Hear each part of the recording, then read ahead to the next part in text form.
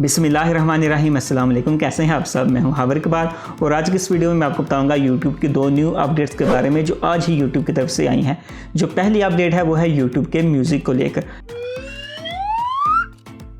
जब भी कोई क्रिएटर यूट्यूब की लाइब्रेरी में से कोई म्यूज़िक उठाकर अपनी वीडियो में यूज़ करता था तो हमारे लिए बहुत मुश्किल होता था उस म्यूज़िक को फाइंड करना, उस म्यूज़िक को यूट्यूब की लाइब्रेरी से ढूंढना। लेकिन अब यूट्यूब ने इस मसले का, इस प्रॉब्लम का सलूशन निकाल दिया है। अब जब भी कोई बंदा यूट्यूब की लाइब्रेरी से कोई भी म्यूज़िक को डाउनलोड करेगा या अपनी वीडियो में यूज़ करेगा तो उसकी वीडियो में, उसकी डिस्क्रिप्शन में नीचे लिखा हुआ आ जाएगा कि इस बंदे ने ये वाला म्यूज़िक यहाँ से इस वीडियो में से यूज़ किया है।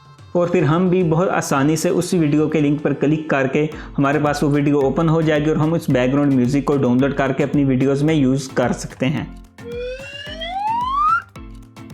इसके बाद जो दूसरी अपडेट है वो है यूट्यूब के सर्च को लेकर।